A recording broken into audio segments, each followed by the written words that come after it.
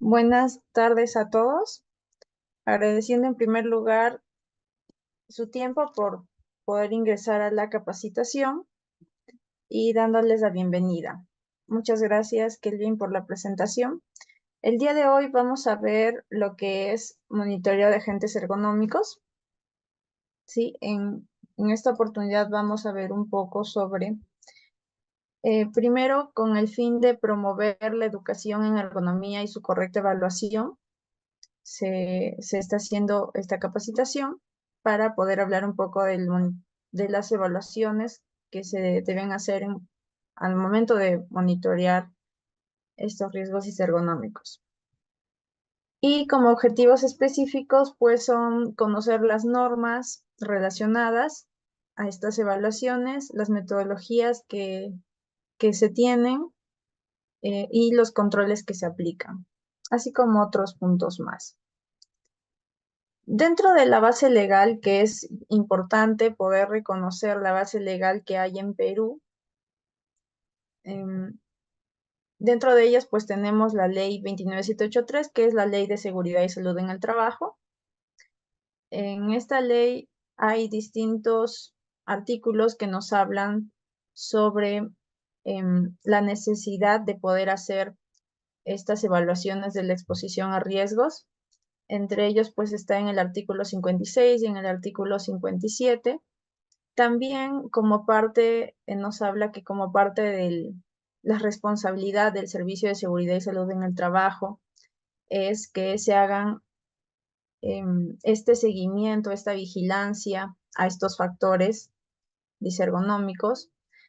Y también nos habla de la importancia de que puedan ser capacitados el personal en las empresas en lo que son agentes ergonómicos.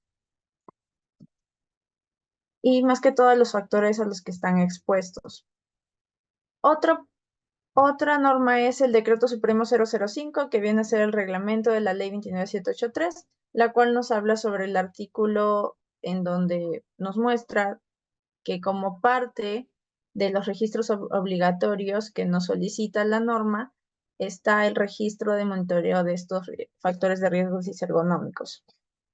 También tenemos la resolución ministerial 374, que es en donde nos listan los agentes a los que están expuestos o generan riesgos para la salud de la mujer gestante y o el desarrollo normal del embrión y feto. Entonces, dentro de este listado, contamos justo con estos agentes de riesgos disergonómicos. También en la resolución ministerial 050 también está relacionada, pero más que todo por lo que nos da los formatos referenciales para que dentro de este, pues, se registren estos monitoreos de ergonomía. Y por último, y bueno, la principal, la base, la que nos da un poco más específico acerca de este tema de ergonomía en Perú es la norma básica de ergonomía y del procedimiento de evaluación de riesgo disergonómico. Dentro de esta norma, más adelante vamos a ver qué aspectos son los que abarca, porque está muy enfocado, más enfocado está en el tema de manipulación manual de cargas y otros. Bueno, acá vimos un poco de la ley que ya hemos hablado, ¿sí? No voy a demorar mucho en esta parte por el tema de que el tiempo es corto y pues el tema es un poco amplio, ¿no? Bueno, acá sí es un poco el tema de los listados de agentes o factores de riesgos a los que está expuesto los gestantes. Dentro de ellos vemos que están los riesgos ergonómicos, ya que están expuestos a trabajos que requieren permanecer de pie, por ejemplo, en periodos prolongados o de subir escaleras de mano, inclinación y flexión por debajo del nivel de las rodillas. Si al momento de realizar estas actividades, pues ahí se generan pues también riesgos ergonómicos y es un nivel mucho más mayor, un nivel mucho mayor si es que está gestando, ¿no? Y vemos ahora la norma básica de ergonomía, vemos que tienen eh, estos espacios, estos ítems, que vienen a ser, más que todo, habla un poco de la manipulación manual de cargas, nos habla sobre el posicionamiento postural en los puestos de trabajo, se enfoca un poco en lo que es oficina, los equipos y herramientas en los puestos de trabajo de producción, lo cual también es importante, y equipos en los puestos de trabajo informáticos que están relacionados a oficina. Más que todo esta parte nos va a servir un poco para poder mostrar las acciones o medidas preventivas que se deben tener, las condiciones ambientales de trabajo, que también son importantes. Dentro de ellas, pues está el tema de iluminación, de ruido. También vemos un poco también vemos el tema de vibración, del confort térmico, de estrés térmico, la organización del trabajo y la identificación de los factores de riesgo disergonómicos. En esta última parte vamos a ver esas metodologías que son utilizadas para poder hacer las evaluaciones de riesgos disergonómicos y las cuales vamos a ver, algunas vamos a ver el día de hoy. Me gustaría iniciar principalmente con poder definir qué es la ergonomía, ¿no? En primer lugar, la ergonomía tiene diferentes definiciones, entre ellas la Asociación Internacional de Ergonomía la define como el conjunto de conocimientos científicos aplicados para que el trabajo, los sistemas, productos y ambientes se adapten a las capacidades y limitaciones físicas y mentales de la persona. Es decir, el trabajo o el espacio en donde trabajamos, tanto el espacio donde trabajamos, el puesto de trabajo, las actividades que realizamos, deben adaptarse a las capacidades de la persona, ¿sí? Y a las capacidades y limitaciones que tenga la persona. No debería ser al revés. Entonces hay que tener en cuenta que dentro de la ergonomía lo que se va a estudiar es esa interacción que hay entre la persona, el trabajador, el entorno donde trabaja y en este caso las máquinas que operan o utensilios, herramientas que utilizan, las actividades que realizan. ¿Sí? Entonces es importante poder identificar el concepto de ergonomía para que no haya confusión en esa parte, ¿no? Tener en cuenta que el puesto de trabajo es el que tiene que adecuarse de acuerdo a las capacidades y limitaciones de la persona. Dentro de la ergonomía hay diferentes tipos de ergonomía en las cuales pues se encargan de diferentes puntos, ¿sí? La ergonomía física, como vemos allí, pues estudia la organización del trabajo para comprobar cómo se relacionan los aspectos de la anatomía humana, de la anatómica humana, la antropometría, la fisiología y la biomecánica con la actividad física del puesto, que implica el puesto de trabajo donde está la persona. Entonces, dentro de esta parte de ergonomía física, se van a poder identificar cuáles son esas posturas de trabajo, se va a poder identificar la manipulación de cargas, si es que existen movimientos repetitivos, la evaluación del esfuerzo físico, la disposición de la estación de trabajo que están utilizando dentro de sus actividades. Eso es lo que abarca la ergonomía física, ¿sí? Y la ergonomía cognitiva nos va a estudiar cómo la organización del trabajo determina los procesos mentales, determina cómo estos procesos mentales de la persona afectan en la interacción entre las personas y otros componentes del sistema. Sí, entonces acá en la ergonomía cognitiva se va a relacionar más que todo el tema psicológico, mental de la persona con las actividades que está realizando dentro de su puesto de trabajo. Como por ejemplo, ahí vemos lo que es la carga de trabajo mental que tiene, si es que puede hacer una buena toma de decisiones, la interacción del usuario con la máquina, la concentración que está teniendo, si es que está sufriendo estrés laboral o falta de formación. El otro punto es de la ergonomía organizacional. Dentro de la ergonomía organizacional, esta se encarga de la optimización de los sistemas sociotécnicos, incluyendo las estructuras organizativas, los procesos, las políticas, etc. Es decir, dentro de esta ergonomía organizacional es donde se va a diseñar más que todo el puesto de trabajo. ¿Por qué? Porque ahí se establecen los horarios de trabajo, se establecen los diseños de tiempos, los turnos de trabajos, los descansos, si es que va a tener, si es que tiene trabajo nocturno, el trabajo en equipo que se da, si es que va a hacer teletrabajo, qué tipo de organizaciones se tiene, organizaciones virtuales. También se ve un poco de gestión de calidad. Dentro de ellos, dentro todo lo que tenga que ver a nivel organizacional, ¿sí?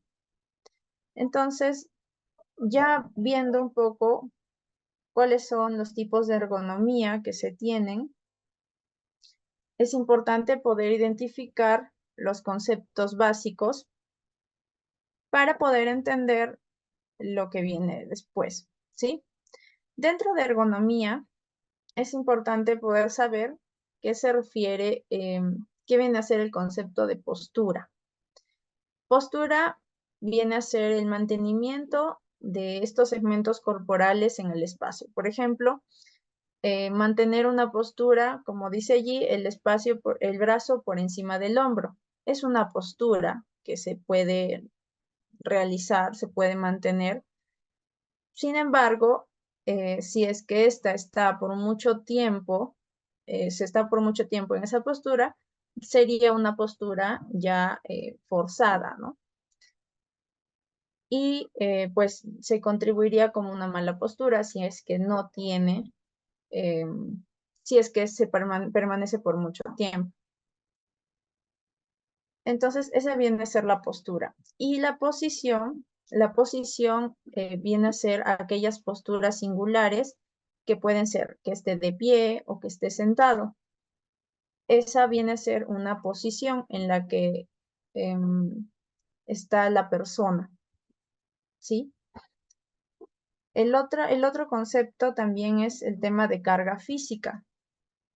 La carga física viene a ser la exigencia de la actividad física proveniente del trabajo teniendo una aportación de esfuerzo físico o trabajo muscular.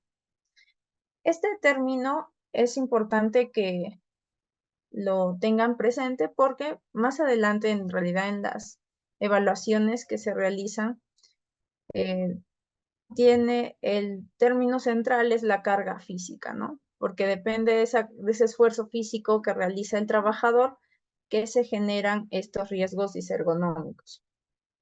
Aquí podemos ver algunos puntos en donde tenemos posturas incorrectas y cómo es que debe ser la postura, por ejemplo, al caminar, la postura correcta, al momento de estar sentado frente a una computadora, al momento de estar sentado en un escritorio, cuál es la postura correcta que se debe adoptar. Cuando se va a hacer un levantamiento de cargas, en este caso, por ejemplo, está cargando una caja, cómo es que debe ser esa postura de manera correcta. No se debe doblar, no doblar toda la columna, sino más bien se tiene que tomar la postura así como vemos en la parte izquierda. También vemos posturas incorrectas al momento de caminar. Al momento de caminar, pues va a haber de repente, generalmente los trabajos de supervisión, pues están la mayor parte del tiempo de pie, ¿no? Caminando. Entonces, dentro de esa postura que debe tener esa persona o ese trabajador, pues se debe considerar también la postura correcta al caminar, para evitar que a la larga, pues, genere alguna enfermedad. Ya, bueno, esos ya lo hemos visto. Ahora sí, estos conceptos son importantes también. El tema de, por ejemplo, un puesto de trabajo. El puesto de trabajo. El puesto de trabajo viene a ser un conjunto en ergonomía, viene a ser un conjunto de tareas que desarrolla el trabajador a lo largo de toda su jornada laboral y realiza esas tareas, ¿no? Entonces, como vemos, el puesto de trabajo está hacia el exterior, que abarca todas esas tareas que realiza el trabajador, ¿sí? Ese va a ser el concepto en base al contexto que estamos ahora de la ergonomía. ¿Y qué viene a ser la tarea? La tarea, pues va a venir a ser ya la labor o actividad que va a implicar ese esfuerzo y el cual se realiza por un tiempo limitado, ¿sí?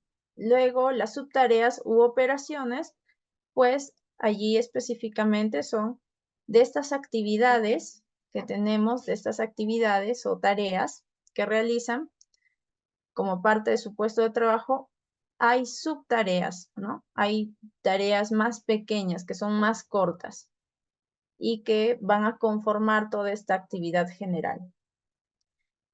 Entonces esas son las subtareas operaciones. Y los ciclos de trabajo vienen a ser la secuencia de acciones que se repiten de una misma manera y que estas acciones que realizan va a ser por un tiempo limitado, van a conformar el ciclo de trabajo. Y las acciones técnicas ya vienen a ser a aquellas acciones manuales que son elementales o esfuerzos necesarios para completar las operaciones dentro del ciclo de trabajo. ¿Sí? Es como justamente uno abarca otro. Entonces acá vemos en las imágenes, em, que tenemos trabajadores de limpieza, ¿sí? Trabajadores del sector de limpieza. Vemos la primera persona. ¿Qué tareas estaría, o bueno, dentro de este puesto de trabajo, qué tareas están realizando?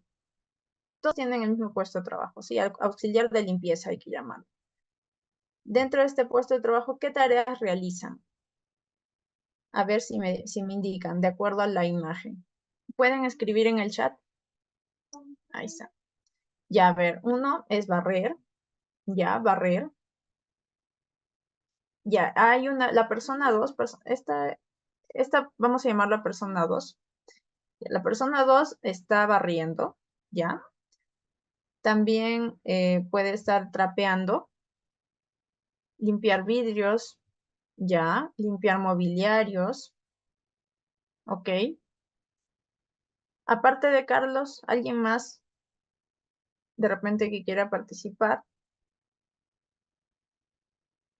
Entonces, hasta ahí tenemos, a ver, barrer, limpiar vidrios, limpiar mobiliarios. Esas vienen a ser las tareas las tareas que están realizando cada persona, ¿sí? Las tareas generales que realizan, ¿no? El barrer, limpiar vidrios, voy a limpiar el mobiliario, el también secado del piso o encerado también puede ser, el trapear, y esas son las tareas generales. Ahora, esta persona que realiza a ver, esta persona que va a limpiar los vidrios, los mobiliarios que está aquí con un, un envase, ¿sí?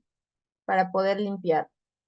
¿Qué subtareas estaría realizando como parte de esta limpieza de vidrios que va a realizar o de mobiliarios, ¿no?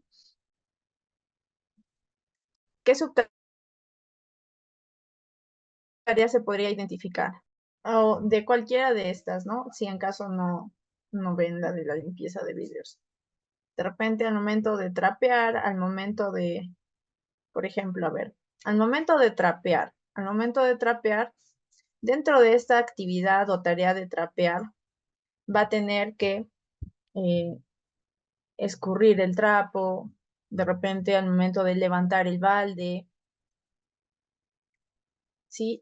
Vienen a ser subtareas en las cuales, ya sea, por ejemplo, el tender una cama. El tender una cama viene a ser una tarea, pero el momento de que te agachas para poder tender o te estiras para poder tender la cama, tender la sábana, por ejemplo, y esa es una subtarea que estás haciendo.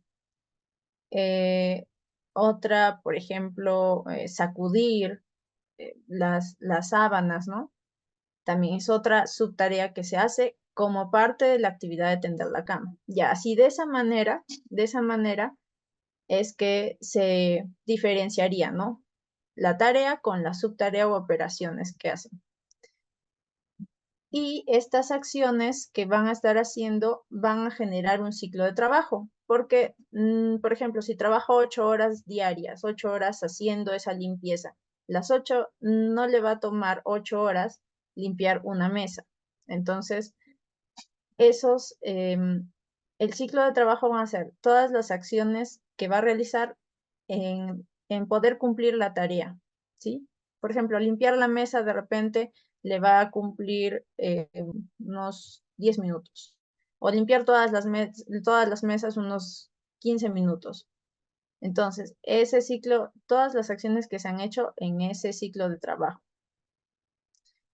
Y de esa manera se identifican la diferencia entre estos términos, lo cual es importante porque más adelante en los métodos de evaluación hablan o utilizan esos términos para poder hacer las evaluaciones, ¿sí?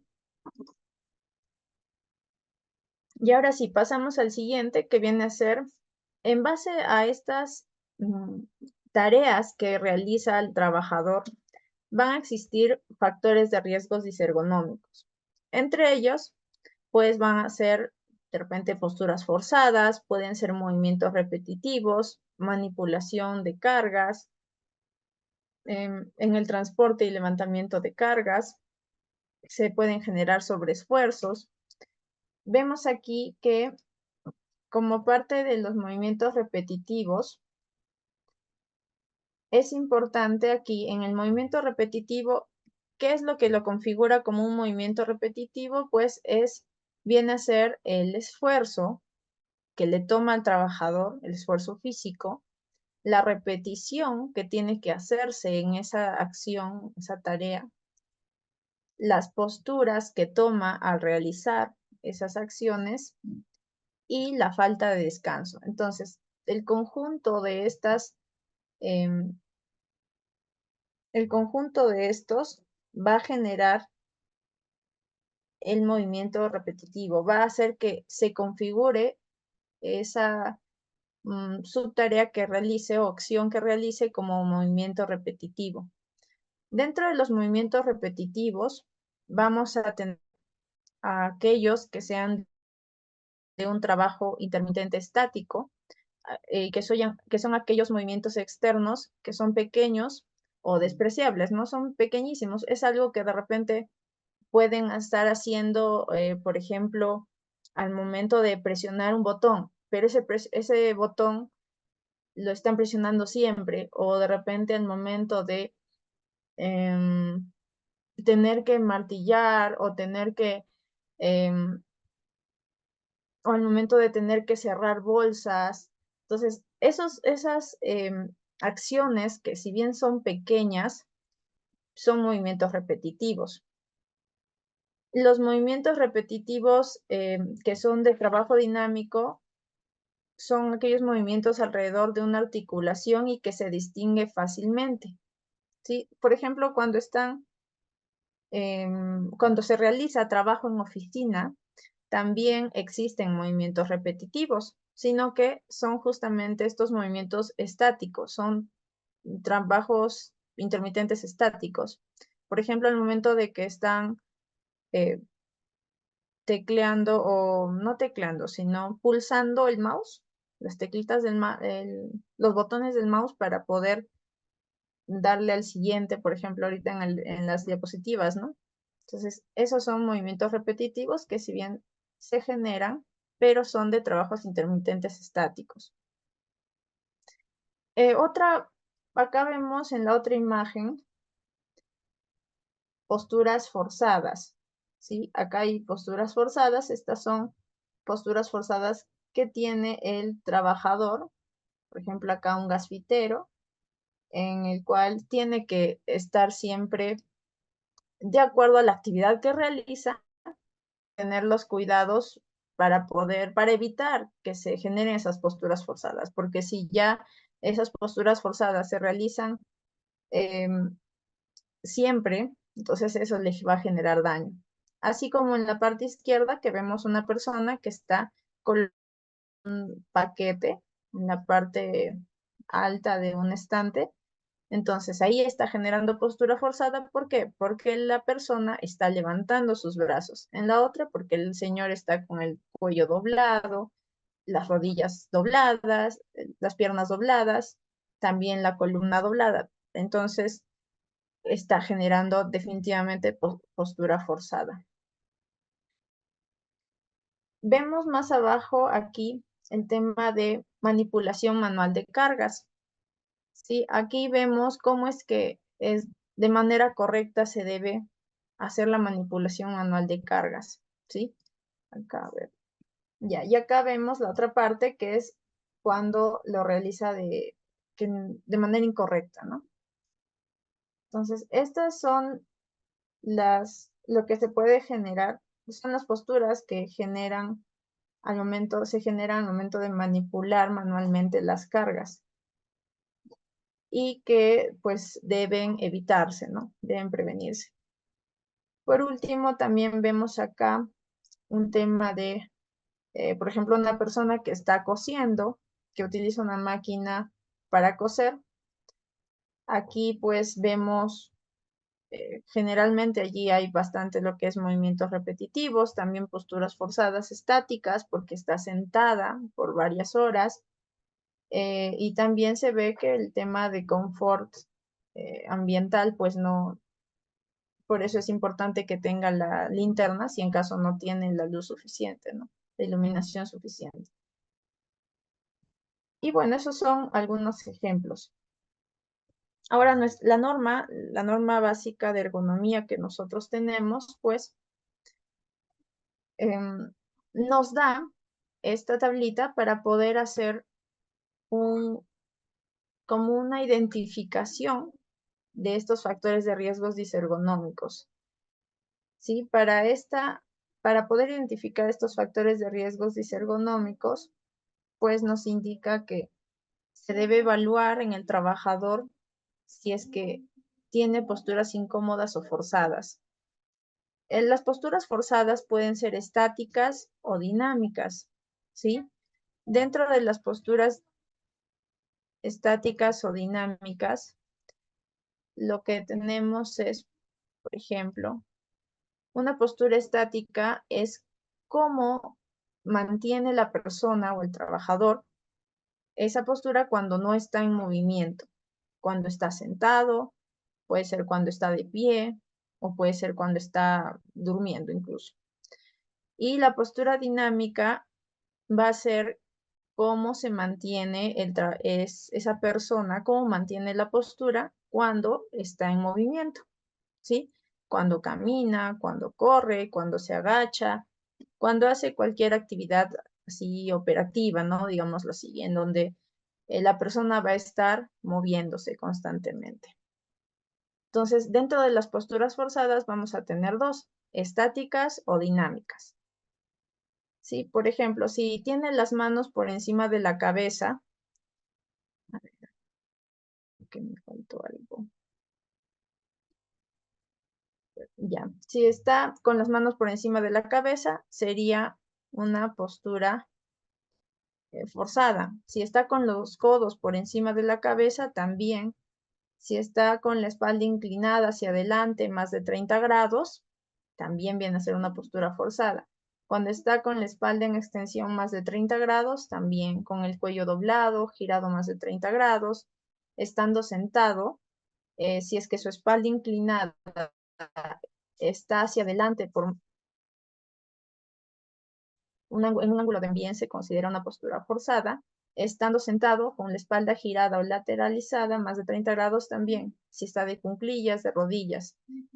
Todas estas posturas es cuando realizan o están en esas posturas, esas posiciones, más de 2 horas en total por día, ¿sí?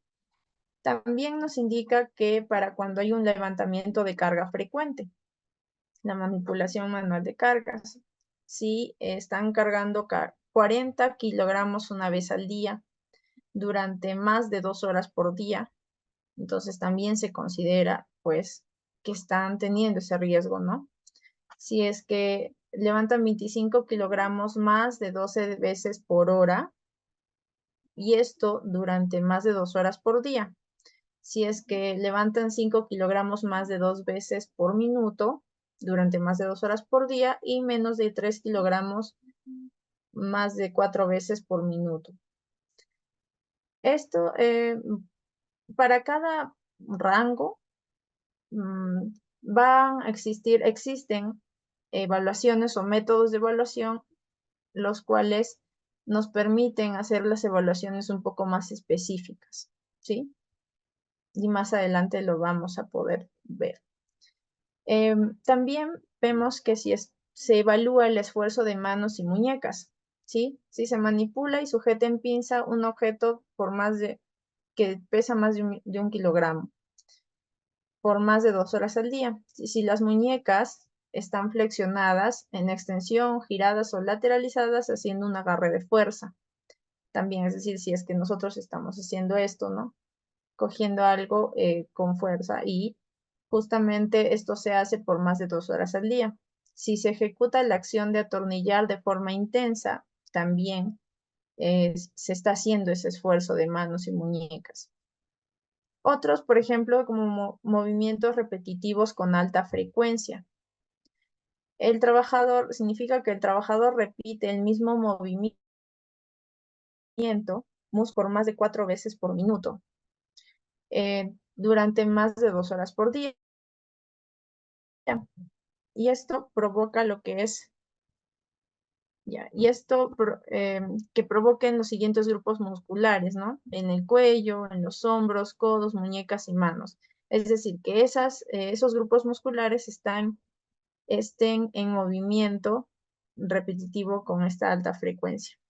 El otro es el impacto repetido, usando manos o rodillas con un martillo más de 10 veces por hora y más de 2 horas por día. También viene a ser un factor de riesgo disergonómico. También la vibración de brazo-mano de moderado a alto, si es que justo tiene o utiliza herramientas que le generan esa vibración en mano-brazo, pues, y está en nivel moderado y nivel alto. Nivel moderado es cuando utiliza más de 30 minutos por día y en un nivel alto es de más de 2 horas por día. Entonces, en esos niveles estaría el factor de riesgo disergonómico. Y eso es y ahora, esta tablita es importante poder utilizarla como una tabla base, una evaluación inicial para poder saber si es que el trabajador está o no está expuesto a estos factores de riesgos, a estos riesgos disergonómicos. Y de acuerdo a eso, pues también ayuda al tema de poder realizar la selección de la muestra para el monitoreo de ergonomía. Ahora les voy a mostrar un video. Este video en realidad es largo, pero vamos a ver solamente unos 2, 3 casos en donde pues van a poder ver cuáles son estos riesgos disergonómicos que existen en sí en la industria, ¿no? En las actividades que se realizan. Entonces, a ver, ay, me he olvidado voy a compartir nuevamente para compartir el sonido. Ya, a ver. Me avisan por favor si se escucha.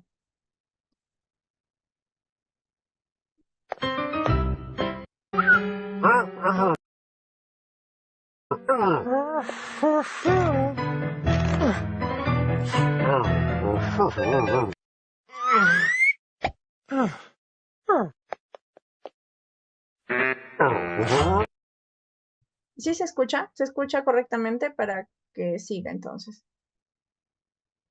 ¿Me confirma, por favor? Sí, sí se escucha. Ya, ok, ya, ahora les pongo entonces.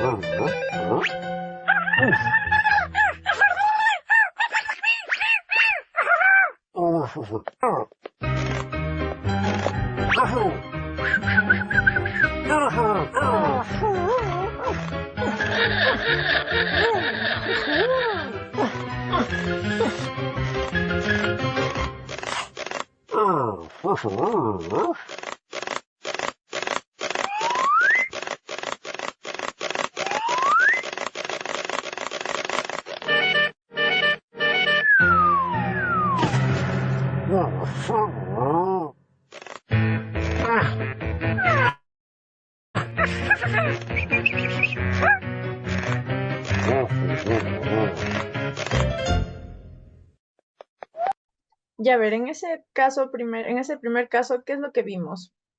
Vimos un caso ¿de qué era? A ver si me comentan por el chat.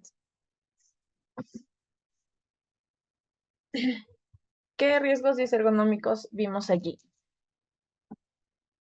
¿Qué riesgo?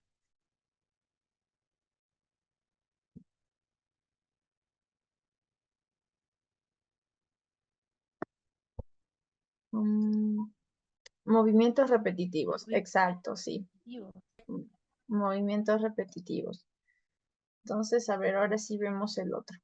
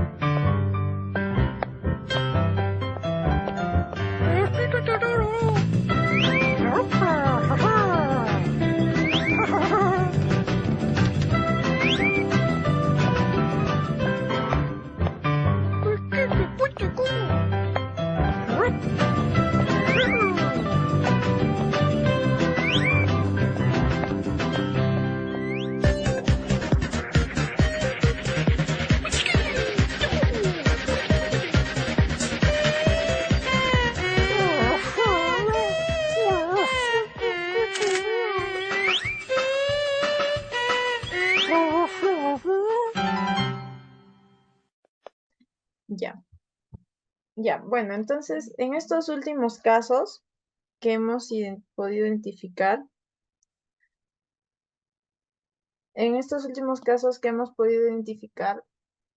¿cuáles han sido? A ver, primero fue el tema de cargas, me parece. Sí, el tema de cargas, ¿no? A ver, ya, posturas inadecuadas, ya, claro, al momento de hacer el levantamiento de cargas. También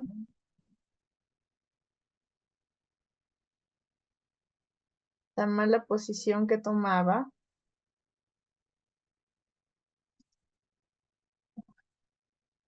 el sobreesfuerzo, sí, exacto.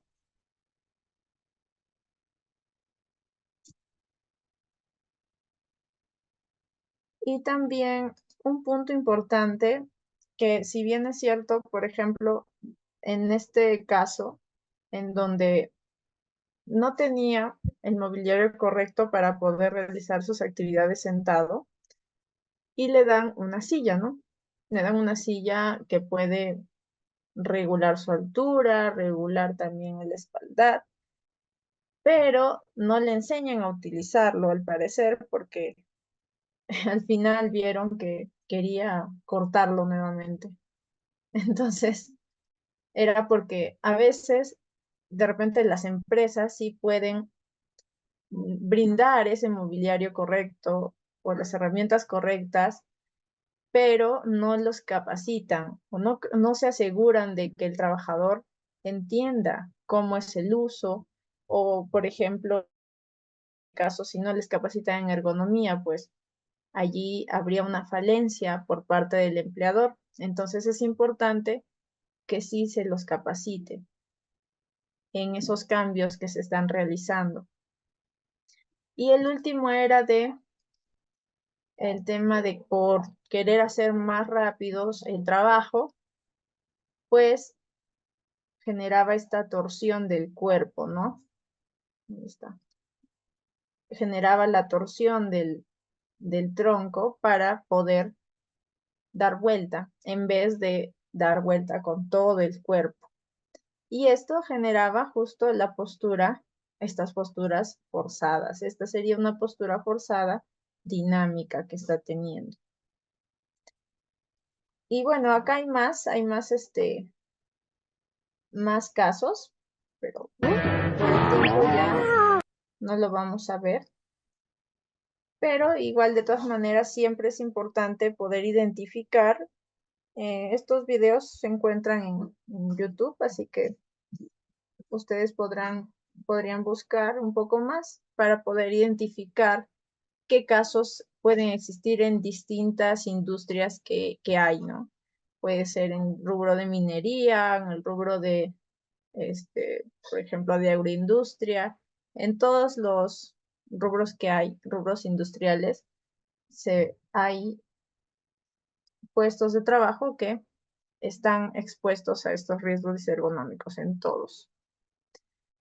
Y bueno, ahora sí, para ver un poco más ya adentrándonos al tema del monitoreo, antes de que se realice el monitoreo, es importante que se sepa los puestos de trabajo con los que se ha identificado. Obviamente, si es que están ustedes en su propia empresa, van a hacer sus evaluaciones de ergonomía, pues tienen que contar o identificar los puestos que presentan un mayor nivel de riesgo al tema de ergonomía. Y esto va a ser en base a su hiper, ¿sí? Se puede hacer en base al reporte de trastornos musculoesqueléticos que tengan, en base al ausentismo laboral. ¿Por qué? Porque estos reportes o esta información nos va a permitir poder identificar toda esta población de personas y que pues van a conformar o van a ser parte de puestos de trabajo. Y estas personas pues de acuerdo a las actividades y a las dolencias que tengan, o de repente si es que se han ausentado porque han estado mal de salud o han reportado que han estado mal de salud debido a una dolencia que sea de trastorno musculoesquelética, entonces, eh, entonces, de acuerdo a ello, se va a poder identificar a los puestos de mayor nivel de riesgo, ¿sí?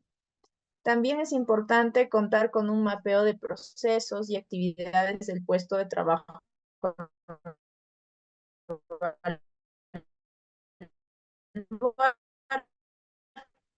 Es importante de su jornada de trabajo, cuánto es el tiempo que permanece sentado, de pie, en cuclillas, de rodillas. Toda esa información es importante para que ustedes puedan, de acuerdo a eso, evaluar el nivel que tendría esa persona para poder realizarles ese monitoreo. Es decir, de acuerdo a eso, pues vemos el nivel de exposición. Y también se debe tener en cuenta la tarea prescrita versus la tarea real. Es decir, ustedes tienen en su empresa de repente se tiene procedimientos de trabajo, procedimientos escritos de trabajo. Ya estos procedimientos te detallan cómo es que tienes que hacer esa actividad, cómo es que tienes que hacer tu función, tu tarea. Pero de repente en la realidad, el trabajador por un tema de que ya tiene experiencia, hay mucho, es por los años de experiencia o porque quiere terminar rápido o porque por un tema de que no lo han capacitado en ergonomía, de repente realiza las tareas, pero a su manera, no siguiendo exactamente el procedimiento que tienen, ¿no? Porque el procedimiento que tienen, pues, establece ciertas pautas para poder evitar o tener esas medidas preventivas al momento de realizar esas tareas y pues no genere no sea un factor de riesgo ergonómico, ¿no? Entonces se tiene que tener en cuenta la tarea prescrita versus la tarea real. ¿Por qué? Porque al momento de hacer el monitoreo, los monitoristas, pues lo que vemos es las tareas reales, lo que realmente hace el trabajador allí. y eso se compara o se coteja con lo que está en su procedimiento. Si se ve que hay una diferencia, que el trabajador está omitiendo algún paso, entonces ahí también se puede dar alguna recomendación de acuerdo a ello. Y otra es de que antes del monitoreo, pues si es un monitoreo de una empresa externa les va a hacer el monitoreo, pues contar con los permisos necesarios, ¿sí? Siempre verificar que se cuenten con estos permisos necesarios, verificar si es que en estas empresas o en las actividades donde se van a monitorear, en los lugares donde se va a monitorear, si se puede o no ingresar cámaras o celulares en algunos casos, ¿no? No permiten el ingreso a estas áreas. Entonces, si en caso no se permite, pues ver otra alternativa de poder que ustedes puedan guardar esa evidencia también, porque, y aparte de otras alternativas pueden ser, pues, que de manera escrita se pueda detallar el tema, lo que se observa en campo, ¿no? Entonces es importante ello, ya que en la parte de evaluaciones ergonómicas se utiliza, una de las herramientas que se utilizan, pues, ya son cámaras fotográficas o los celulares, ¿no? Que tienen para fotos, para videos, ya que hay ciertas, pues, tareas que son rápidas y a veces en una foto no se puede captar, entonces se tiene que hacer grabaciones, ¿no? ¿Me confirman si se escucha bien o se está entrecortando? ¿Me confirman, por favor? Ya, segundos.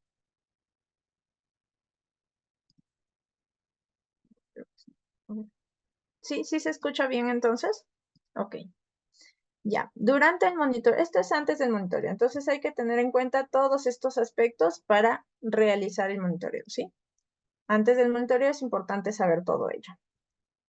Y durante el monitoreo, pues en primer lugar, se debe informar al trabajador, tener su consentimiento de que sí, el trabajador va a cooperar y lo primordial es decirles, informarles que tienen que hacer sus actividades tal cual como lo realizan siempre.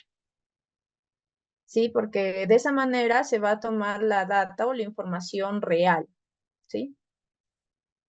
Otro punto también importante es el mapeo de tareas, de las subtareas, de los ciclos de trabajo. También sus tareas rutinarias, sus tareas no rutinarias.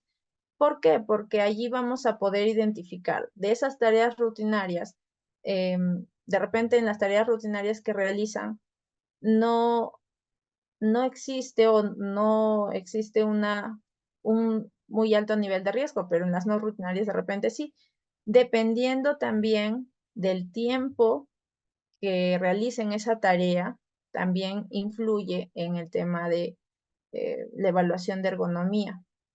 Por eso es que aquí vemos tiempos de exposición también. También es importante saber sus pausas o descansos que tienen, ¿sí? Eso es importante preguntarles. Se les hace una pequeña encuesta, una conversación con el trabajador para que ellos mismos les cuenten, ¿no? Les digan cómo es que realizan esas actividades.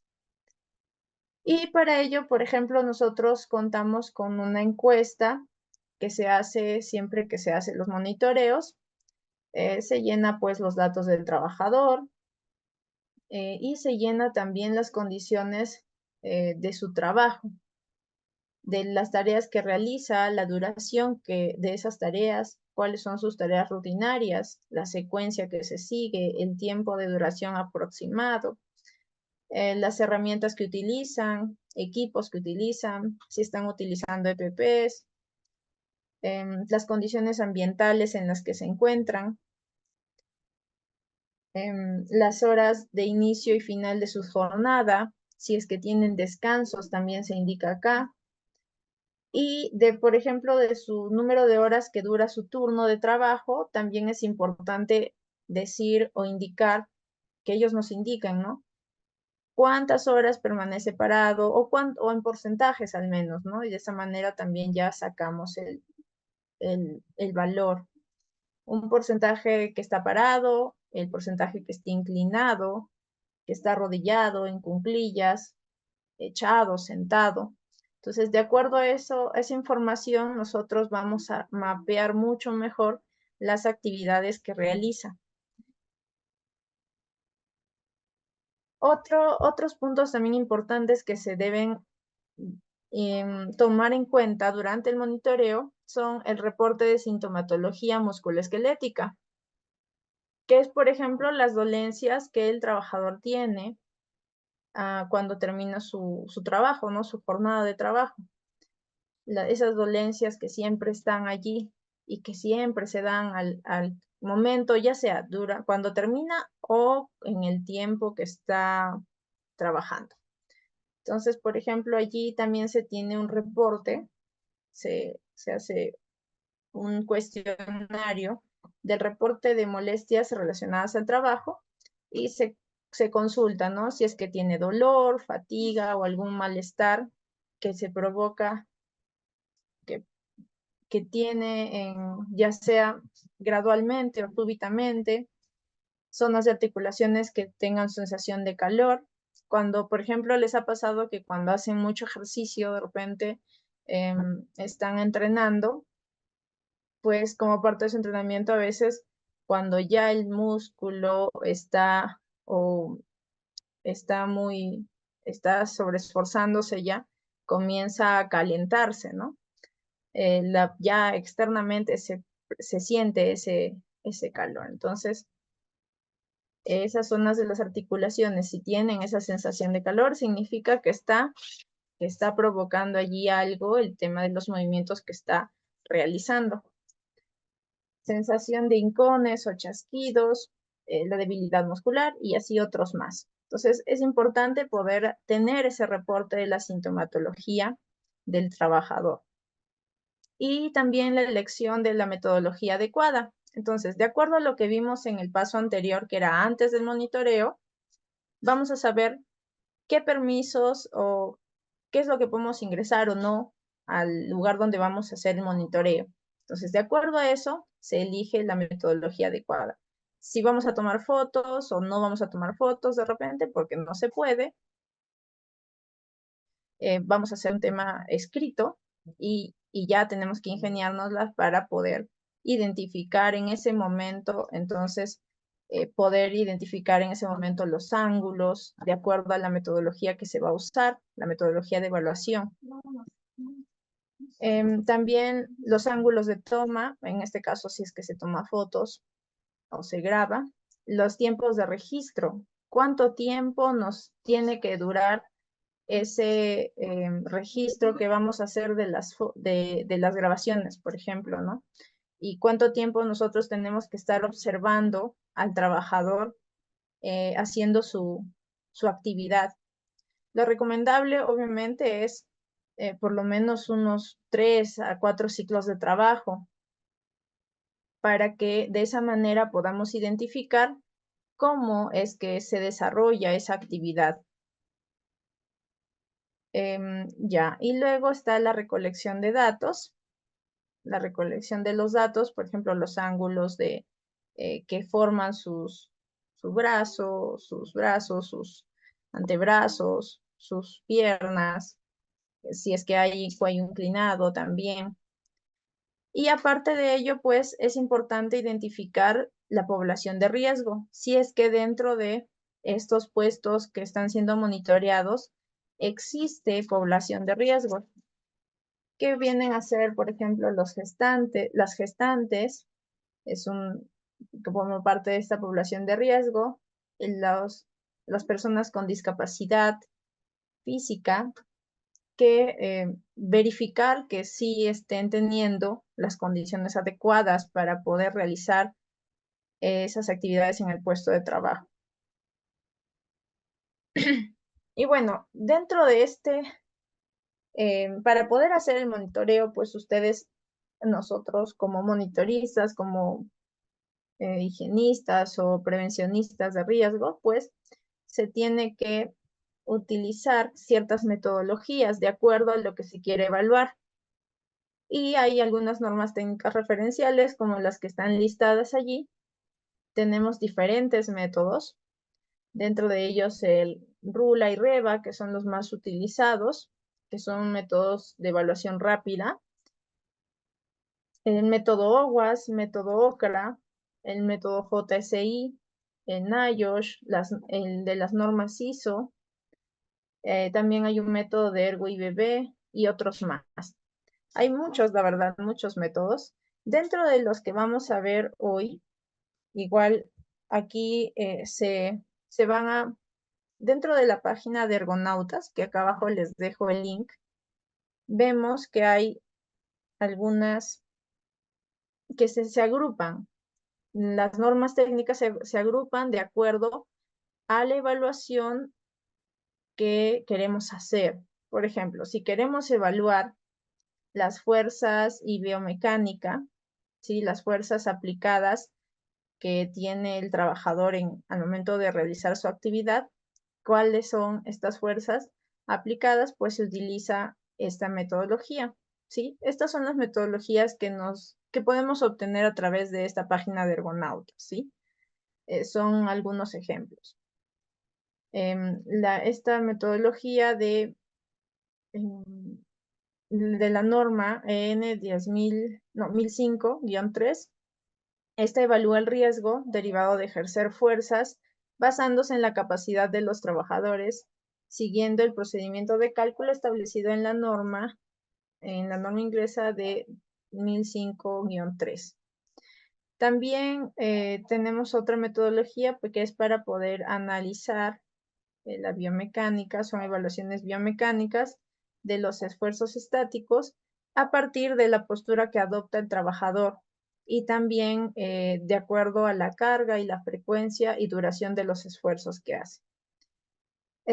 Para movimientos repetitivos o repetitividad se utilizan estas metodologías, que es el checklist OCRA, que seguramente lo conocen, el método JSI también es muy conocido, que ambos evalúan las extremidades superiores, ¿sí? El método OCRA va a estar asociado específicamente a movimientos repetitivos de los miembros superiores. Y el método JSI también evalúa los riesgos relacionados con las extremidades superiores y estos los evalúa a partir de datos ya semi-cuantitativos que nos va a ofrecer un resultado numérico, ¿no? Y que va a crecer con el riesgo asociado a la tarea.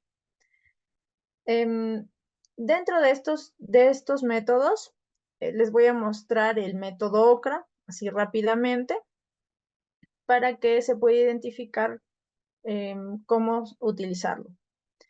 Dentro de carga postural o posturas forzadas, tenemos el método de RULA, el método REVA, el método OWASP y el método EPR. Los más conocidos pues son RULA y REVA. OWASP también lo utilizan, pero los más conocidos son RULA y REVA. Entonces, el método RULA nos permite evaluar las posturas forzadas estáticas de los miembros superiores del cuerpo. ¿Sí? Las posturas inadecuadas que pueden ocasionar estos trastornos, pero en las extremidades o en los miembros superiores del cuerpo. El método REVA también evalúa esta exposición de los trabajadores que pueden ocasionar estos trastornos musculoesqueléticos debido a la carga postural dinámica y estática. Es decir, REVA no solamente nos va a analizar o evaluar las posturas forzadas estáticas, sino también evalúa las posturas forzadas dinámicas. El método OWASP nos va a evaluar, se basa, nos dice sus resultados en la observación de las diferentes posturas que adopta el trabajador. Aquí es algo importante que, por ejemplo, la diferencia entre el método OWASP y el método RULA y REVA es de que el método RULA y REVA evalúan posturas únicas. No evalúa un conjunto, no evalúa conjunto de posturas, sino solamente una postura en singular, ¿no? Más adelante ya lo vamos a ver. Y en cambio el método OWASP va a evaluar de acuerdo a la observación de diferentes posturas que va adoptando el trabajador. Entonces, este también evalúa la carga postural dinámica y estática. La última, que es el EPR, nos dice que permite valorar de manera global la carga postural del trabajador a lo largo de la jornada. Y este está pensado como un examen preliminar. Viene a ser algo así como cuando se utilizan métodos ISO, más adelante vamos a ver eso también, cuando se utilizan los métodos ISO, tenemos un examen inicial que es como que más general, es un poco más sencillo, y luego ya, si es que es necesario haber hecho ese examen preliminar, se hace un examen detallado. Algo así es este método EPR. Otros métodos, otras metodologías que se tienen, por ejemplo, el método ROSA es específicamente para evaluar puestos de oficina. Nos permite cuantificar todo el tema, el riesgo ergonómico asociado a los puestos de trabajo en oficinas, solo oficinas, o aquellos que tengan uso de pantallas de visualización de datos, de computadoras, ¿no? El otro método, hay otros métodos más que son para evaluación global de todo el cuerpo, que es el checklist LCE, el método LEST, y también hay un método acá que nos muestra esta página, es el método Fanger, que nos permite estimar la sensación térmica global, pero en sí este no evalúa el tema de posturas. En manejo de cargas, nos muestra estos tres métodos, que es el método según la ecuación de NIOSH, el método del INSHT, que es el Instituto Nacional de Seguridad e Higiene, y el otro es de las tablas de SNOC y Criello, que estos tres en realidad son conocidos, los tres métodos. Más adelante lo vamos a ver, a ver. Más adelante vamos a ver el de NIOSH y el segundo también vamos a verlo. Ahora, para poder entrar al tema de posturas forzadas, en los métodos que van a ver posturas forzadas, ya. Para ver, para ver el tema de posturas forzadas, primero me quería mostrarles esta imagen que es de una página no recuerdo dónde era. Ahí les voy a buscar la bibliografía para ponerles acá en la diapositiva. Aquí nos muestran cuáles son esas posturas de acuerdo a los miembros superiores, ¿sí? Por ejemplo, del cuello, una hiperextensión se vería así como vemos en la imagen. Una hiperflexión se vería de esta manera, es decir, cuando sobrepasamos el nivel, los 30 grados de la flexión que puede hacerse con el cuello, ¿sí? Porque cuando se flexiona 30 grados es normal, es estable. Hasta ahí el cuerpo normal puede soportar, pero si es más de 30, entonces ya se considera una hiperextensión, una hiperflexión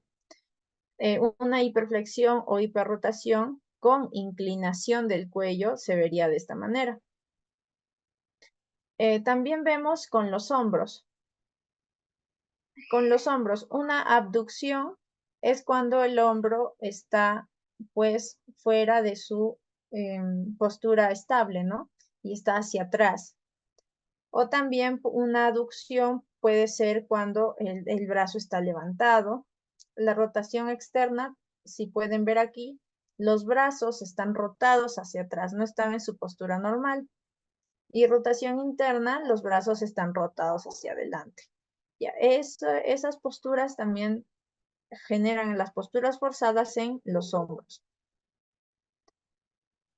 En los codos la hiperextensión es cuando los codos están muy extendidos, justamente por eso se llama hiperextensión, hiperflexión, cuando también el ángulo es de esta manera, no está acorde a la postura estable, adecuada que tiene que tener.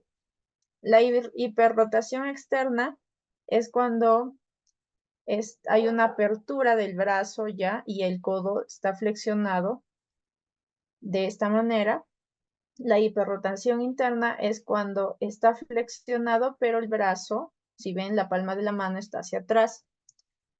Y la posición neutra es la que vemos acá en la parte final. Entonces, esa posición neutra es la normal.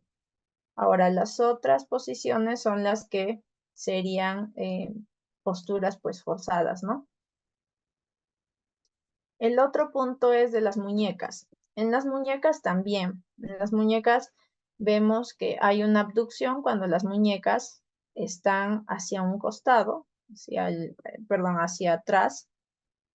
No están en la posición normal que debería estar. Miren, la posición neutra es que sigue la línea del cuerpo, la línea del brazo. Si lo ven acá en la última parte. La posición neutra sería esa. La abducción sería cuando está rotada hacia un costado. La aducción es cuando está hacia abajo también.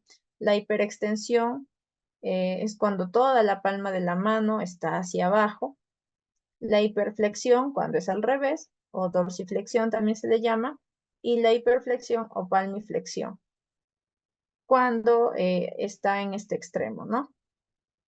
Eso ocasiona pues las posturas forzadas en las muñecas.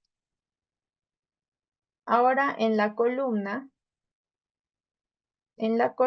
podemos ver, por ejemplo, la postura neutra, la posición neutra que debe tener nuestra columna es así como vemos en la última imagen. Cuando uno está de pie, esa es la posición neutra. Ya sea de pie o sentado, tu posición neutra es cuando estás erguido. Lateralización, cuando hay esta lateralización o inclinación hacia el costado derecho o costado izquierdo, entonces en este caso es un poco extremo, pero de esa manera sí también existe, ¿no? La hiperflexión es cuando está todo el cuerpo hacia adelante, la hiperextensión cuando está hacia atrás.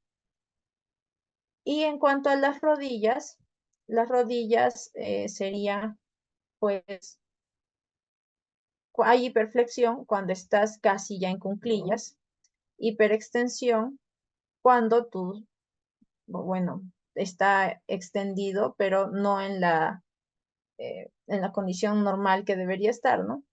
Ahora, según el método REVA, en el método REVA vamos a poder identificar cuáles son los ángulos que deben cumplir para que esté en una posición neutra. Entonces, dentro de ello tenemos el método RULA, que nos va a indicar, nos va a valorar los factores de riesgo de las desviaciones articulares, el esfuerzo o la fuerza y la repetitividad para las extremidades superiores, que vienen a ser brazos. Aquí evaluamos brazos, la posición de los brazos, de los antebrazos, de las muñecas, de los hombros, del cuello, el tronco y piernas. Y en cuanto al ámbito de aplicación, se recomienda limitarlo a trabajos repetitivos, pero en posición sentada. La valoración, ya. Lo que les decía anteriormente era que este método de evaluación evalúa posturas individuales y no conjuntos o secuencias de posturas. Entonces, es importante que para cuando se va a utilizar este método, pues se puede identificar la postura con mayor riesgo, mayor nivel de riesgo, de la actividad, pues que tenga este mayor nivel de riesgo en posturas forzadas. Y en este caso, como es en posición sentada, pues generalmente se aplica cuando es para puestos administrativos, que están generalmente toda su jornada sentados, o en algunos casos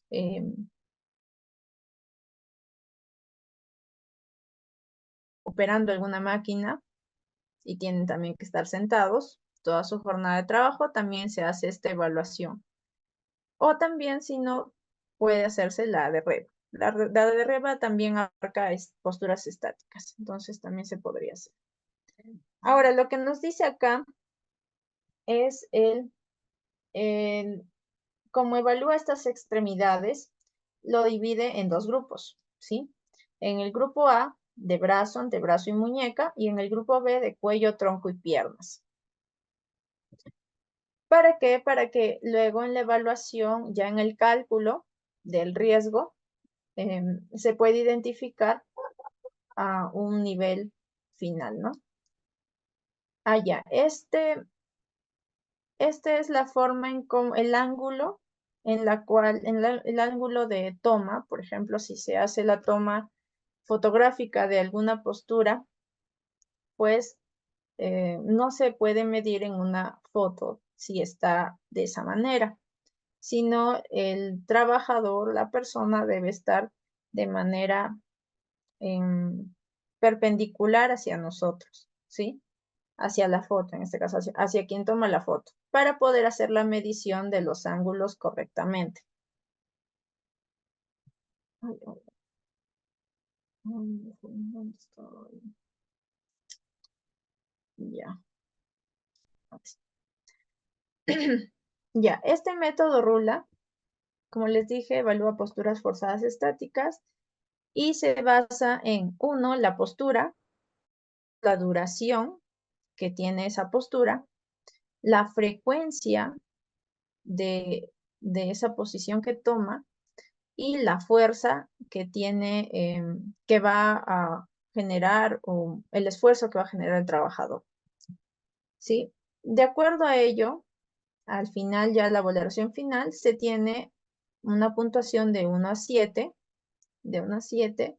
y el nivel de actuación se basa en, si es que está en un nivel 1, pues tiene un riesgo aceptable, en un nivel 2 pueden requerirse cambios en la tarea, en un nivel 3 pues requiere el rediseño de la tarea y en un nivel 4 se requieren cambios urgentes en la tarea. Sí, y como les dije, pues evalúa posturas individuales, no posturas así en conjunto. Entonces aquí tenemos una hoja de campo o en donde pues encontramos todas las evaluaciones que se hacen para poder hacer las puntuaciones de acuerdo a lo que vamos identificando en el puesto de trabajo, en la actividad que está realizando el trabajador, mejor dicho. Primero, se hace un análisis del brazo, antebrazo y muñeca. De acuerdo a la imagen o a la evaluación que estemos haciendo, a lo que estemos observando, se va a realizar la identificación. Si este tiene un ángulo entre el brazo, aquí en el primero se va a localizar la posición del brazo, ¿sí? En la posición del brazo vamos a poder identificar si hay un ángulo de 20 grados o menos 20 grados, se considera una puntuación de +1, porque se considera que está abducido, ¿sí? Despegado del cuerpo. Si es que está el brazo hacia atrás, si ven, esta es la persona, si está el brazo hacia atrás, con un ángulo de mayor de 20 grados, pues se considera una puntuación de +2. Si está entre 20 a 45 grados, se considera una puntuación de +2.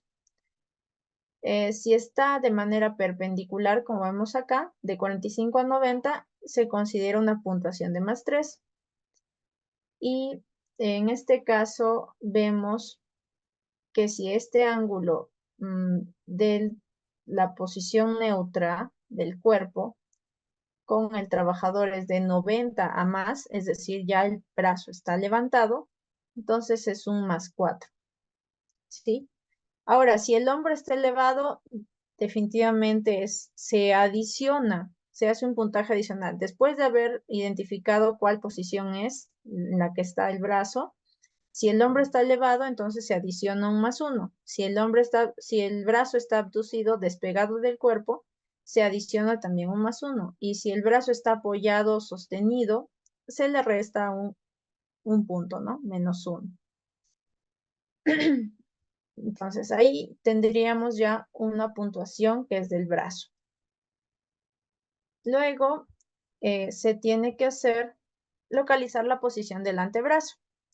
Para el antebrazo, pues vemos que se tiene que medir el ángulo entre esta posición neutra que se tiene, esta es la posición de referencia, con el ángulo que está formando el antebrazo. ¿Ven la parte azulita? Ya, ahí vamos a identificar cuál es ese ángulo. Si está entre 60 a 100, no, el ángulo es entre la posición neutra en la parte de abajo. A ver, no sé cómo indicarlo acá. A ver.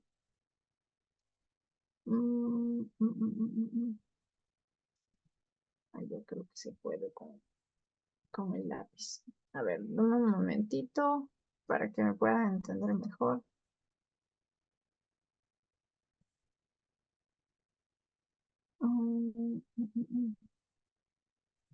Ay, creo que no tengo las opciones. Ya, bueno.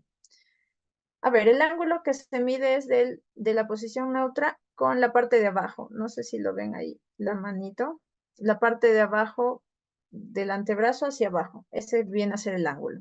Ahí está a 60 grados. Entonces, lo que nos dice es si es que el antebrazo está entre 60 a 100, que sería toda la parte de azul hasta allí es 100, entonces se considera un punto +1.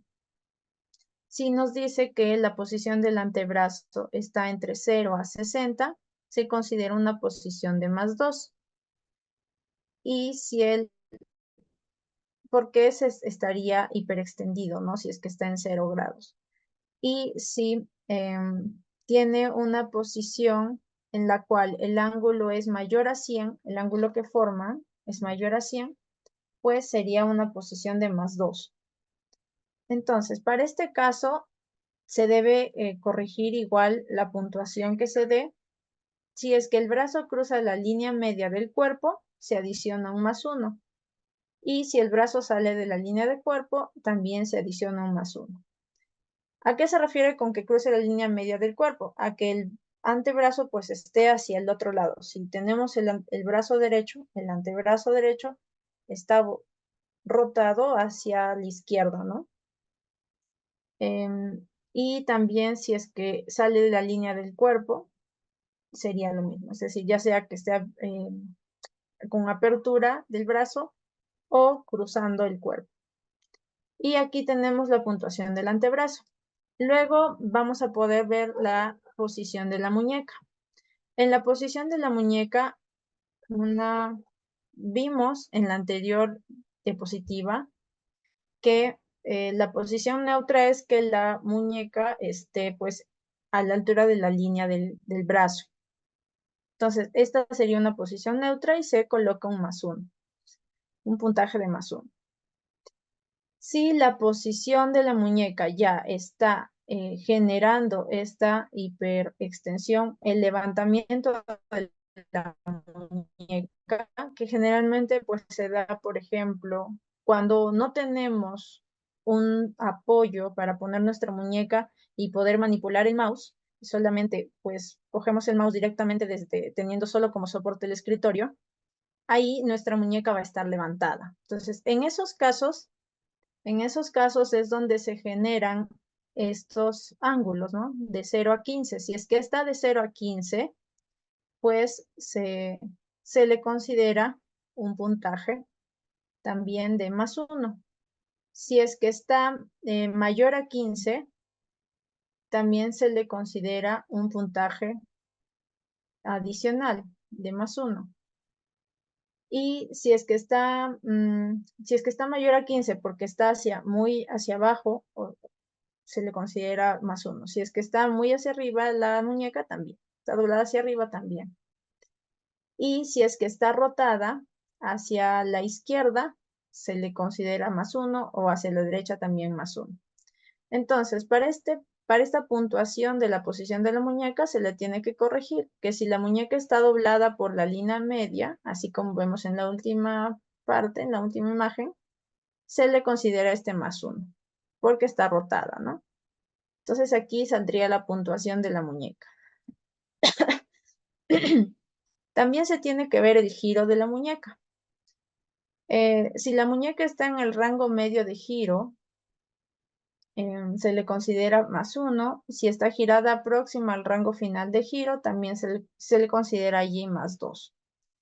El giro de la muñeca, pues, se refiere a cuando tienes girado hacia arriba o hacia abajo, ¿sí? El otro punto es, ya, a ver, espérenme. Aquí tenemos ya hasta la muñeca, hemos visto toda la puntuación para poder generar la puntuación postural A. Y de acuerdo a esta puntuación postural A, se va a medir en la tabla A y se hace el cruce con la puntuación que se obtenga de aquí. Ahora pasamos a esta puntuación, de la puntuación B. Para hallar la puntuación B, pues tenemos el análisis de cuello, tronco y pierna, ¿sí? Al localizar primero la posición del cuello, vamos a ver acá que el cuello en la posición neutra es así, que esté mirando así, como si la persona estuviera erguida. Esa es la posición neutra. Si es que tiene una flexión del cuello hacia adelante o hacia atrás de 0 a 10, es de +1. Si es que tiene una flexión de 10 a 20 grados, es un +1 también. Y no, en este caso es un +2. Y si tiene mayor a 20 grados, también se le considera un +2. Ahora sí, si es que para este paso se tiene que corregir igual la posición del cuello. Nos dice que si hay rotación del cuello, vemos que está así rotado, que está mirando hacia otro lado, se le considera +1. Si hay una inclinación lateral, también se le considera un +1. Y si es que se ve que está en extensión, es decir, que está así mirando hacia arriba o mirando hacia abajo, y ya sea en cualquier ángulo, pues en extensión, que es mirando hacia arriba, pues se le considera también una adicional, ¿no? Entonces, esta viene a ser la puntuación del cuello. De esa manera sacamos la puntuación del cuello. Ahora, para sacar la puntuación del tronco,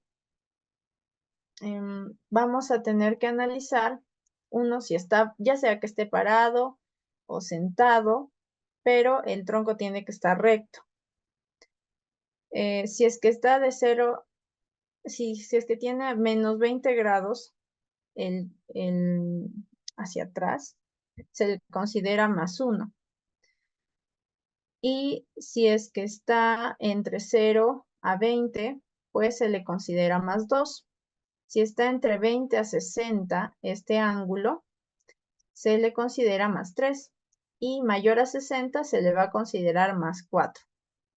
Nos dice que si hay torsión del tronco, se le agrega un +1, y si hay inclinación lateral, también se le agrega un +1. De esa manera, vamos a tener la puntuación del tronco. Y luego ya vamos a ver la puntuación de las piernas. La puntuación de las piernas ya. En las piernas vemos... no, en la puntuación de las piernas, vemos que si tenemos las piernas y pies apoyados y equilibrados, pues se le va a tener que adicionar un +1. Y si no, se le adiciona un +2. Pero las piernas lo que se tiene que ver es que tengan esta postura corporal, como se ve en la imagen. Si es que está doblada esta pierna, se le considera un +2, ¿sí? Y de esa manera, pues, colocamos o obtenemos la puntuación de piernas. Una vez ya obtenemos la puntuación del cuello, del tronco y de las piernas, en esta tablita ponemos los valores. Por ejemplo, si en el cuello obtuvimos 2, con tronco que hayamos obtenido 6, entonces se cruza cuello 2, tronco 6, y en piernas que hayamos obtenido 2. Entonces, el cruce de estos tres valores nos va a dar como puntaje de la puntuación B, nos va a dar 7, puntaje 7. Entonces, acá vamos a tener el puntaje 7. Este puntaje 7, bueno, se cruza con el puntaje de la tabla A, que viene a ser la puntuación A. Acá en la puntuación A, de todos los valores que hayamos obtenido acá, en estos pasos, en toda esta parte A, ahí vemos. Primero, brazo, hayamos obtenido 3, que antebrazo hayamos obtenido 2, en muñeca que hayamos obtenido 3 y el giro de muñeca que haya sido 2. Entonces, todo ese cruce nos va a dar un valor de 4. Ese 4 viene a ser la tabla de la puntuación A, la puntuación postural A. Y el 7 que obtuvimos por acá es la puntuación B.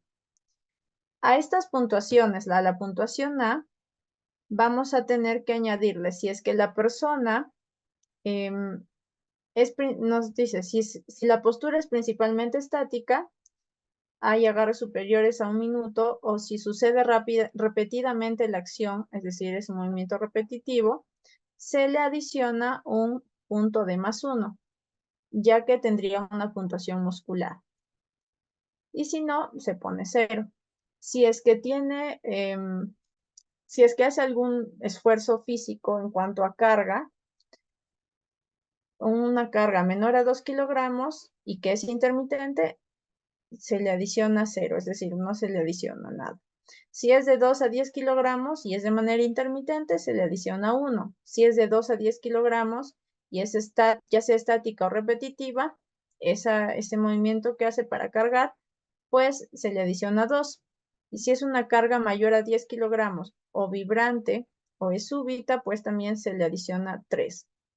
Entonces, ese puntaje se le adiciona acá y se obtendría una puntuación final para todo en la parte A, que es la muñeca, antebrazo y brazo.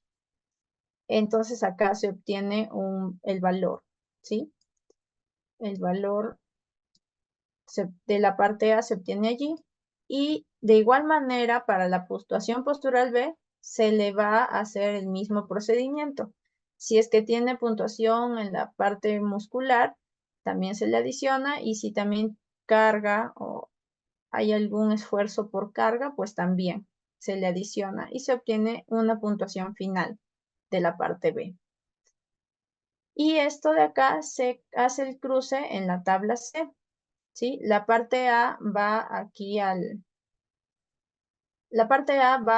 la parte vertical y la B va en la parte horizontal. Y de esa manera, pues, se obtendría el valor, la puntuación final ya de la tabla C. Y bajo esta puntuación final de la tabla C, vamos a decidir si es que es 1 o 2, va a ser aceptable. Si es que sale 3 o 4, requiere cambios, ¿no? Si es que es 5 o 6, se tiene que modificar, es decir, requiere cambios, pero ya de manera urgente, de manera pronta, ¿no? Y si es que tiene 7 de puntaje, pues se tiene que modificar de manera inmediata. Se tiene que tomar acción de manera inmediata. Y de esa manera es cómo se realiza el método Rula. Ahora, en estas fotos, ustedes indíquenme si ustedes con estas fotos podrían realizar la evaluación del método Rula. A ver, ¿qué opinan? ¿Sí podrían realizar con estas fotos la evaluación del método Rula? Ya, ok. Sí, en esta parte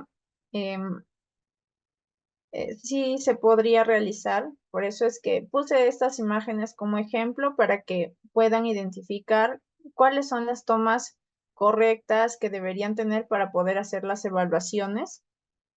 Aquí vemos en la parte inferior izquierda que la persona está sentada de manera perpendicular justamente para que pueda hacerse la medición de los ángulos de sus extremidades. Ahora, pero vemos que en esta imagen inferior izquierda no se ven las piernas, no se ven los pies.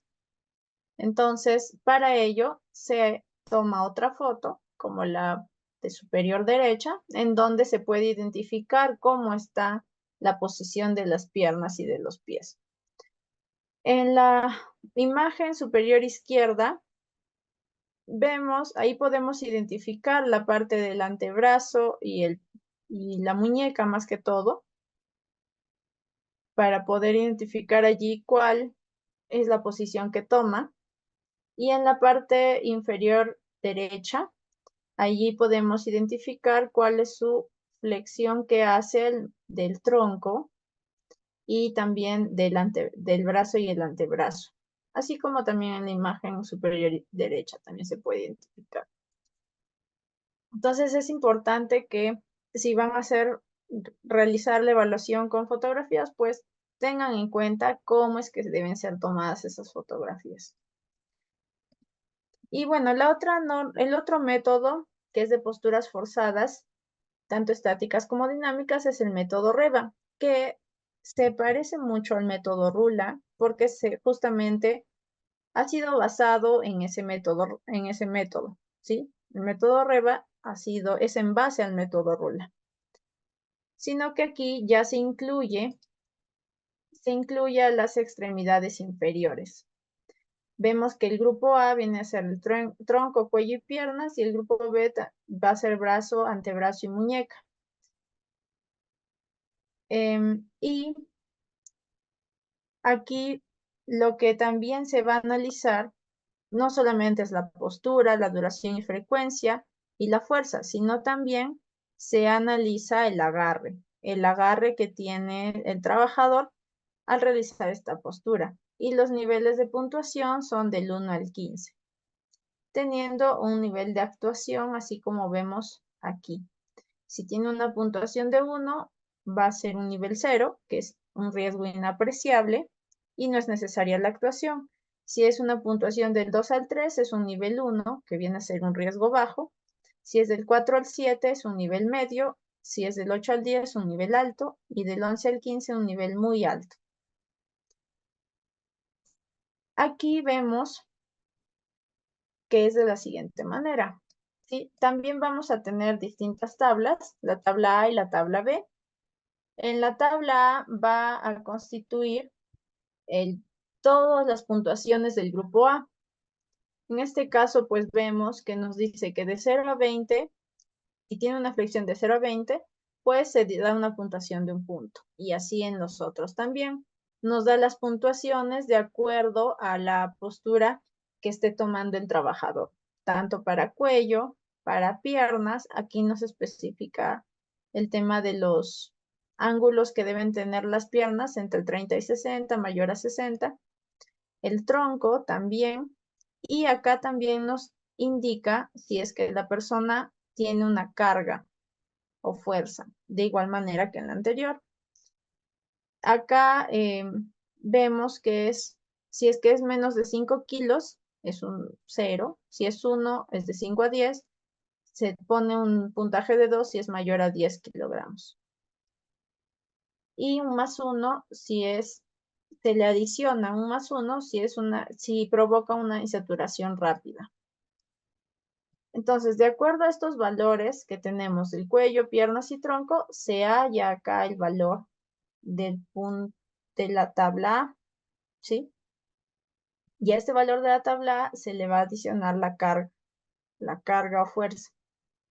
En la tabla B, de igual manera, analizamos los brazos, antebrazos y muñecas y se obtiene un resultado para la tabla B.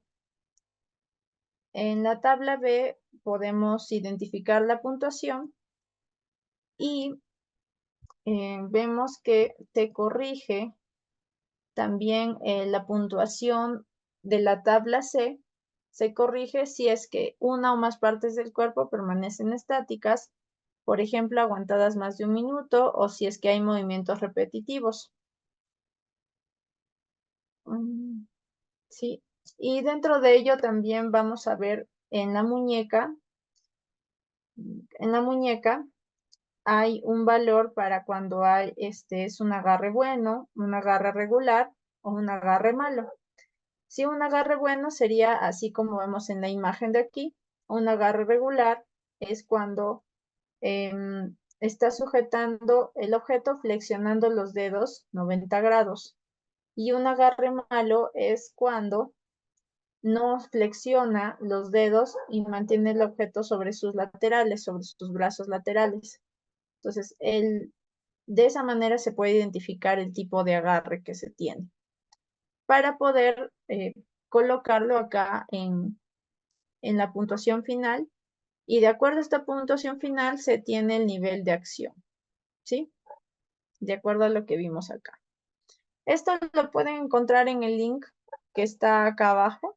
Ahí está más detallado y también está bien explicado.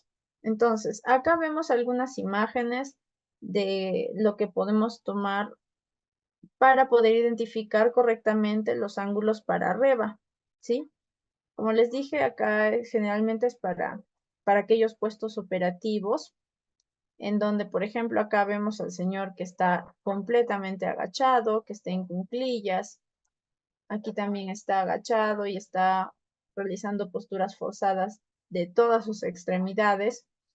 Aquí en la imagen izquierda, no, derecha inferior, vemos a la persona, si bien es cierto, está de pie, pero está con el cuello flexionado. También ahí vemos un tema de muñecas, el trabajo tendría que evaluarse de su antebrazo, la flexión de su antebrazo, de su brazo y todo ello. Aquí también vemos cuando hay trabajos de construcción, también genera pues estas posturas forzadas, ¿no? Y dinámicas. Estáticas y dinámicas. Aquí vemos a alguien que está con un pico. También allí se han identificado los ángulos que puede tomar, que está tomando la persona de sus extremidades. El otro método es el método OCRA. El método OCRA es más que todo para poder evaluar aquellos movimientos repetitivos que es, y se está asociado justamente al trabajo repetitivo y considera en la valoración los factores recomendados por la Asociación Internacional de Ergonómica, que son la repetitividad, las posturas inadecuadas o estáticas, las fuerzas, movimientos forzados y la falta de descanso superior de recuperación. Aquí hay algo importante que existe un consenso internacional en emplear el método OCRA para la valoración del riesgo por trabajo repetitivo en los miembros superiores y su uso es recomendado en las normas ISO 11228-3 y en la europea que es 1005-5. Y estas normas, justo las ISO y la europea, son las normas que van a verificar o evaluar el tema de trabajos repetitivos. Estas de acá. La norma ISO 11228-3 evalúa lo que es la manipulación de objetos que son menores a 3 kilogramos a alta frecuencia. Lo que nos da acá, lo importante de esta norma ISO es de que nos brinda, lo que nos dice es que primero se hace una evaluación sencilla del riesgo, una estimación del riesgo, en base a esta metodología que nos da la ISO, que es en base a ciertos cuestionarios en donde evaluamos los movimientos repetitivos. Nos pregunta qué es lo que implica el trabajo en base a ello. Nos pregunta acerca de la postura que toma el trabajador y en base a las respuestas de cada ítem se identifica el nivel de riesgo que tienen en cada parte, ¿no? En el paso 1 sería para movimientos repetitivos. De acuerdo a las respuestas que obtengamos acá, sacamos un nivel para este paso 1. Para este paso 2, que evalúa postura, se toma también un nivel de riesgo y es en base a estos niveles que nos da la norma. Para el paso 3, evalúa lo que es fuerza y también se obtiene un nivel de riesgo para fuerza. También se evalúan los periodos de recuperación, cuántas pausas, cuántos descansos ha tenido en su jornada laboral. De acuerdo a eso se tiene un nivel de evaluación aquí, un nivel de riesgo. Y como parte final se evalúan si es que tiene factores de riesgos adicionales a los que ya vimos anteriormente y de acuerdo a estas preguntas. Si el trabajo repetitivo implica usar herramientas, si es que está usando EPPs, si es que tiene fuerza o carga estática que está usando, y también evalúa el tema psicosocial, que implica ese trabajo repetitivo. ¿Sí? Todo es en base al trabajo repetitivo. Luego de que ya se obtienen todos estos niveles de riesgo y aún así, de acuerdo a eso, se verifica si es que este riesgo es aceptable. Entonces, si es que es aceptable, ya se pasa a poder realizar la acción, ¿no? El plan de acción o simplemente hacer el seguimiento y revisión. Si es que no es aceptable ese riesgo en base a esas preguntas que se han hecho a ese cuestionario, pues es necesario detallar el riesgo con un método 2. Y este método 2 es el que recomienda la ISO para que sea el método OCRA. Entonces, el método OCRA lo que nos dice es que en base a las acciones técnicas que realice en base a las acciones técnicas que realice el trabajador, en base a esas acciones técnicas va a verificar, va a va a evaluar el tema del nivel de riesgo en cuanto a movimientos repetitivos. ¿Por qué? Porque el método OCRA más que todo es poder hallar este índice, el índice OCRA. El índice OCRA va a ser igual al número total de acciones técnicas que se llevan a cabo durante un turno entre el número de acciones técnicas recomendadas para llevar a cabo durante un turno. ¿Sí?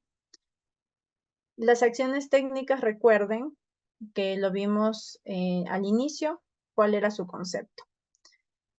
Entonces, acá va a ser una sumatoria, ¿sí? Una sumatoria de todas las acciones que presentan estos movimientos repetitivos en los miembros superiores. El FR, que es el factor de recuperación, va a depender de los periodos de descanso y de su calidad, ¿sí? El factor de frecuencia depende de esta parte del TNTR, que viene a ser la duración del turno menos el tiempo de trabajo no repetitivo más las pausas. El ciclo de trabajo o el tiempo del ciclo de trabajo va a ser igual a 60 por este valor que salió acá arriba, el TNTR, entre el número de ciclos o piezas que está realizando de las acciones. Las acciones técnicas por minuto va a ser igual al número de acciones por ciclo, por 60, entre el tiempo del ciclo de trabajo.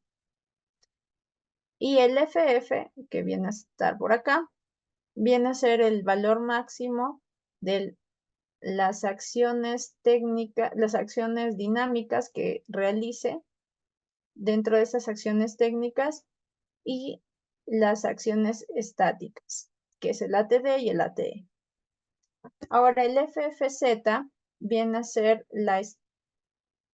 el FFZ viene a ser en la escala de Borg el CR menos 10.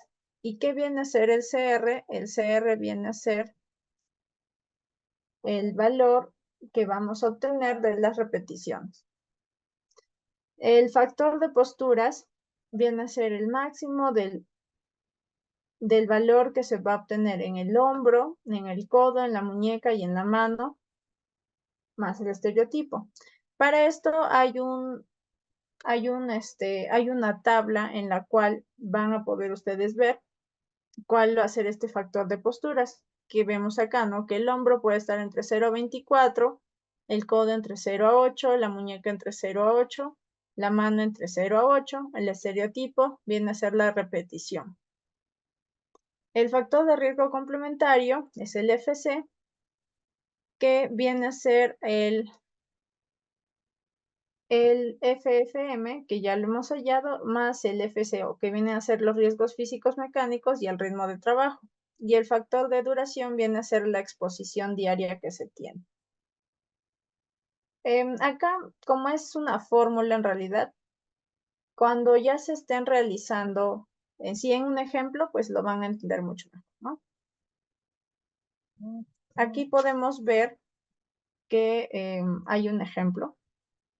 Hay un ejemplo aquí en el cual nos da los valores, por ejemplo, para el tiempo de recuperación insuficiente, en derecha e izquierda, frecuencia de movimientos, la aplicación de fuerza, y así cada uno tenemos que conseguirlo, bueno, poner los valores de tal manera que podamos obtener el índice de riesgo en base a la fórmula anterior.